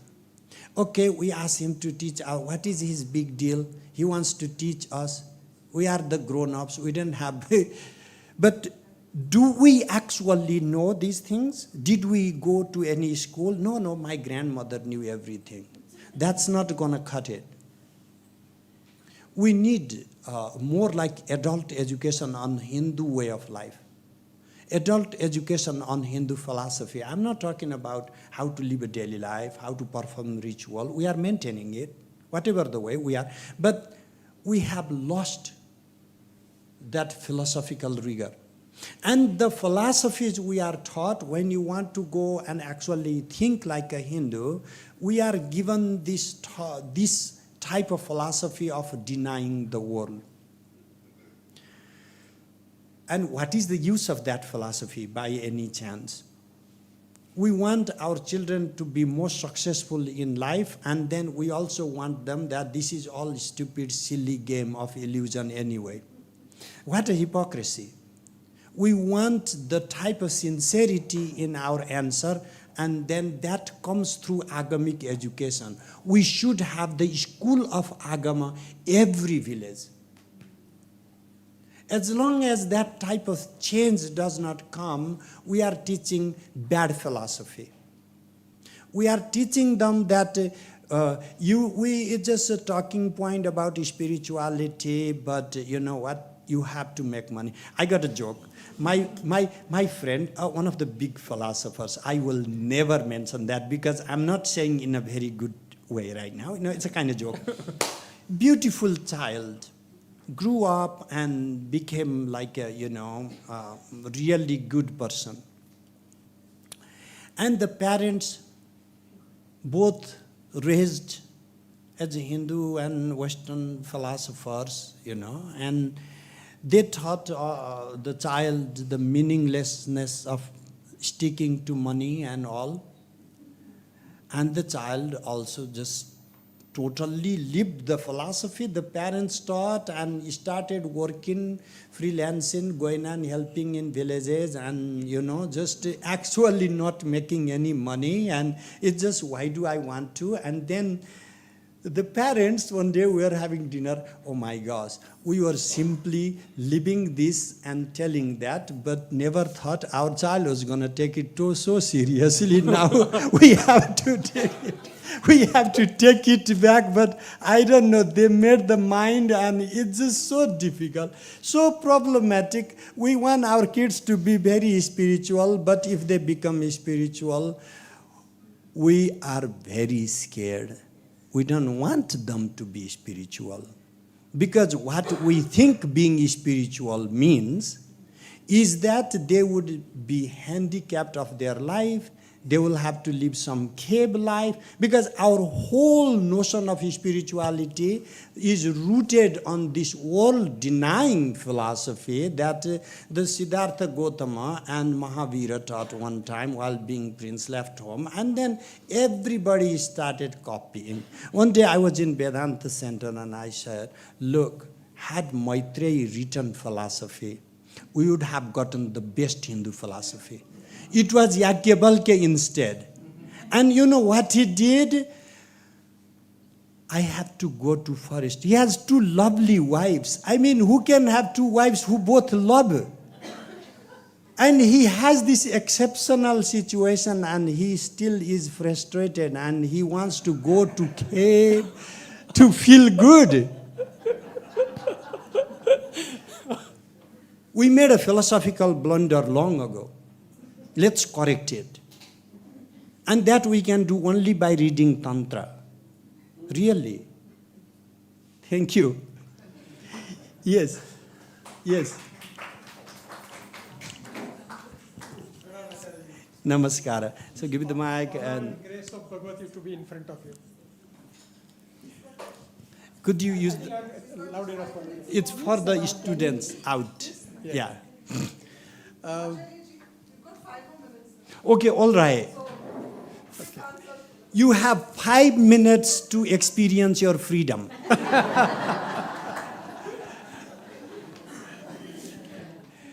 So, Acharyaji, when we speak about the spirituality and Shiva and all that, eventually we are talking about the totality or para or anuttar as an experience, as the sadhak.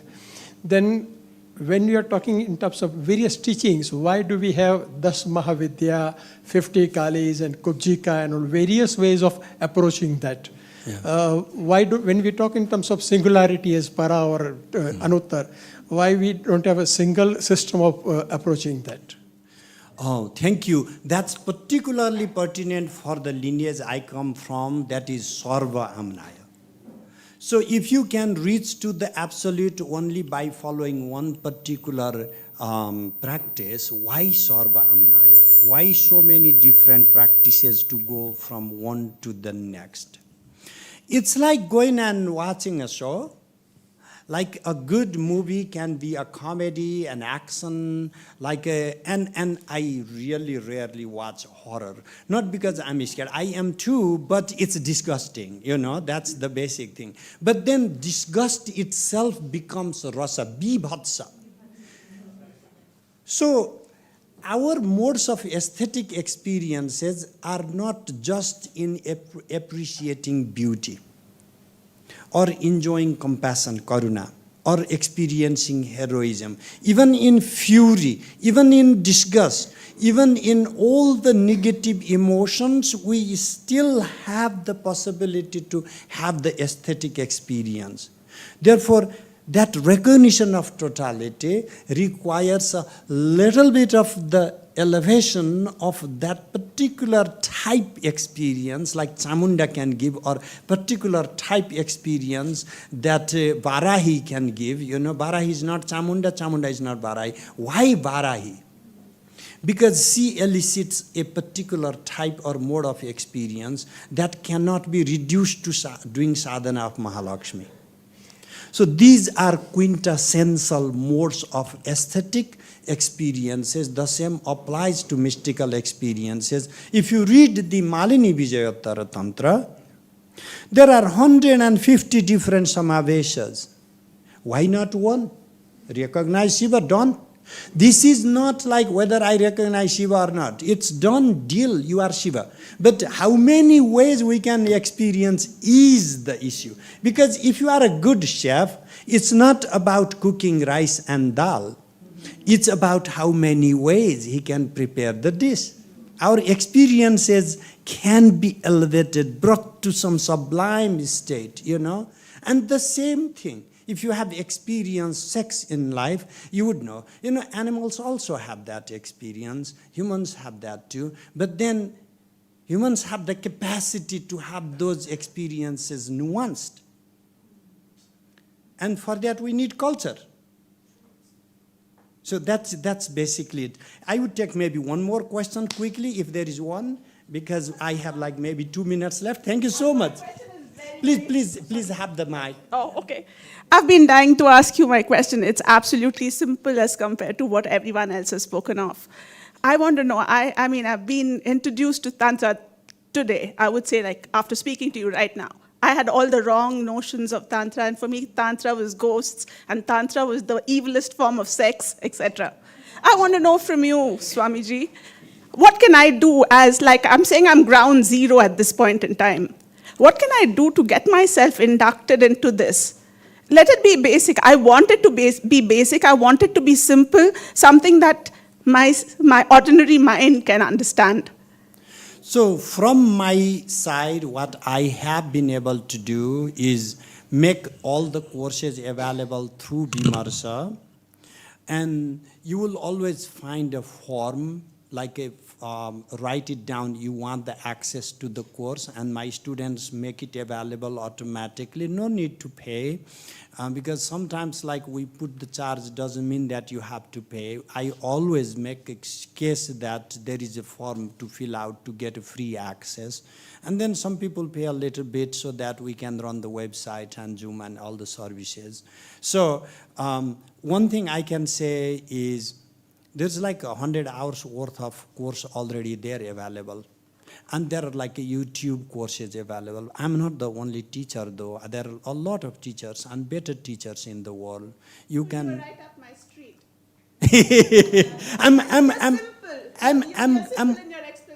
I'm glad to be there. And there is a Vimarsha YouTube, by the way. You know, there are like my students are cutting these videos. And I don't even tell the students what to do. Honestly, they do it spontaneously. I just am so overwhelmed with this gratitude that I feel towards my student. This is like they are making it possible. When I first said what needs to be done, I never even used Zoom. I didn't know how to handle this, iPhone to broadcast live. Everything is made possible by my students. My students are my teachers. So they know this. They are in this world, in the modern children. They know what works, and they see the value of it, and they are making it available through whatever channels. Like we have Facebook groups through Vimarsha, and whatever the media we can use, and everybody feel free to chip in ideas. Generally, I appreciate the ideas people give if they are also willing to act a little bit on it. Because sometimes it's so easy to give people some advice when you know that you never have to do it yourself.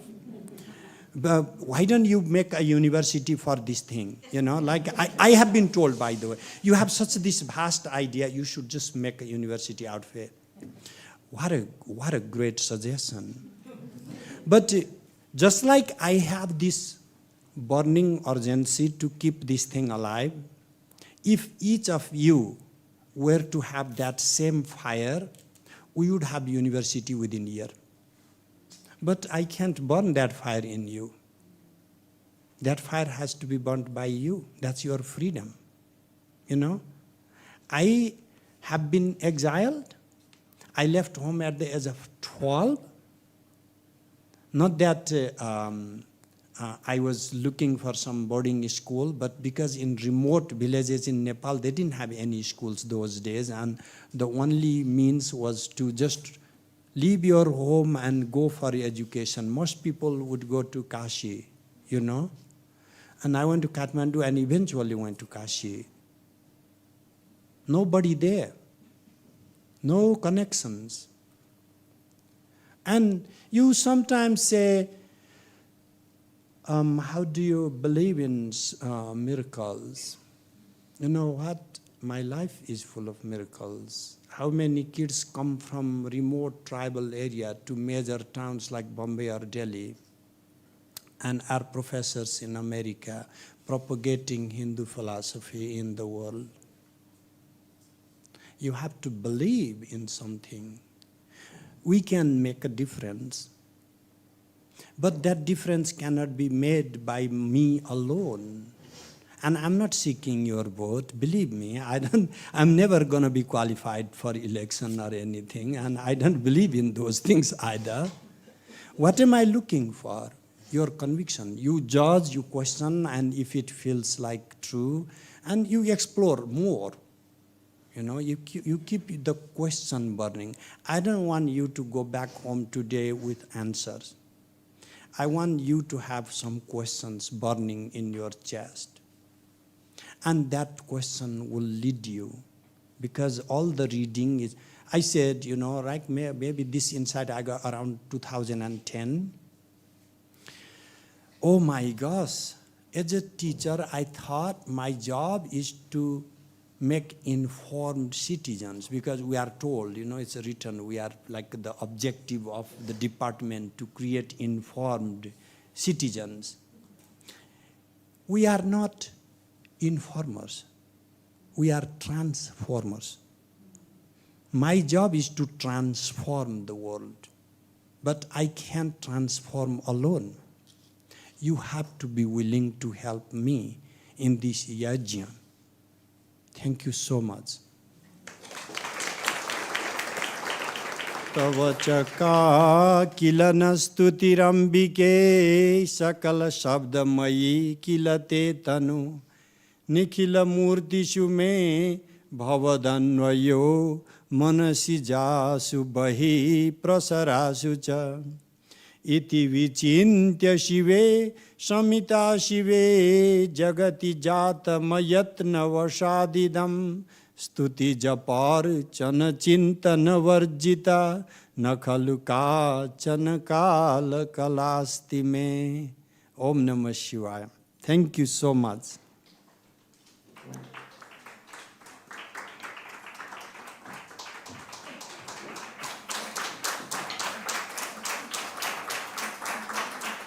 Thank you, Acharya ji. That was, I think, more than what anyone could have even imagined or expected. I think everyone will agree with me in this statement. And I make it spontaneously, it's not written here. And above all else, I want to say that we have all started this journey. I said in the beginning that this is a group of friends, and that was not an exaggeration. We are all here, we are starting a journey with Acharya ji and Vimarsha Foundation. And I want to thank each and every one of you who have come here. Thank you so much for being with us today and for continuing with us. Aside from that, I want to also thank the caterers, because no paid puja, no fun. So also let me thank the caterers, and we'll be going for dinner right now. And also let me thank Ms. Saraswati of BIC. And last, and also the first, let me thank Madhav for singing that beautiful invocation. Thank you, all of us, and thank you, Acharya ji.